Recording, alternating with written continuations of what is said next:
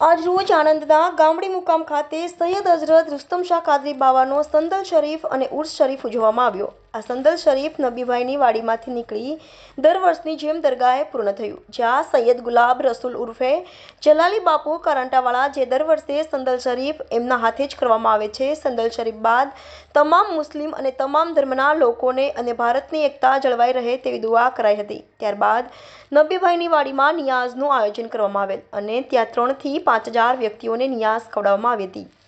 આ પ્રોગ્રામને સફળ બનાવવા માટે ગુલશન ખ્વાજા સુની ટ્રસ્ટના મુન્નાભાઈ શેખ, નઝીરભાઈ વોરા, મહેબૂબભાઈ વોરા, નબી મિયા મલેક, ઇરફાનભાઈ વોરા અને તમામ અનુયાયીઓ અને મુસ્લિમ કોમના આગેવાનોએ આ પ્રોગ્રામને સફળ બનાવ્યો હતો।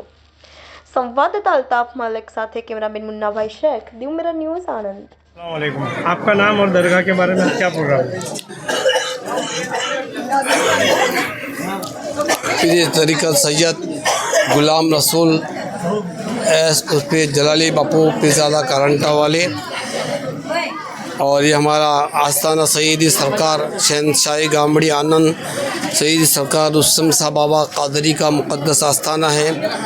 और यहाँ पर हर साल इस तरीके से हमारे गुलशन ख्वाजा ट्रस्ट और हमारे यहाँ जो सब हमारे जो ट्रस्टी लोग, जो खादिम लोग सब हैं, उनकी तरफ से ये प्रोग्राम होता है और उर्स की तारीख मनाई जाती हैं।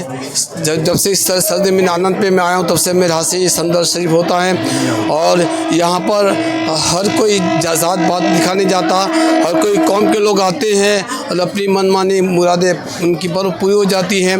और इसी आस्थाना जो रौनक बाफैज़ करामती आस्थाना है और इसी आस्थाने के ऊपर सभी हजरत आकर के फैज़ हासिल करते हैं। मित्रों, हूँ फिरोज ईरानी। આજે તમને એક નવી વાત કરવા આવ્યો છું। દીવ મિરર ન્યૂઝ જોતા રહો, સબસ્ક્રાઇબ કરવાનું ભૂલતા નહીં અને શેર કરવાનું પણ ભૂલતા નહીં। સત્યની સાથે જોડાતા રહો। નમસ્તે મિત્રો, હું છું ચાંદની પરમાર। આપની મનપસંદ ચેનલ એટલે કે દીવ મિરર ન્યૂઝ ચેનલને લાઈક કરો, શેર કરો અને ફોલો કરો, અને હા, તેમાં દરરોજ તાજા સમાચાર જોવાનું ભૂલશો નહીં।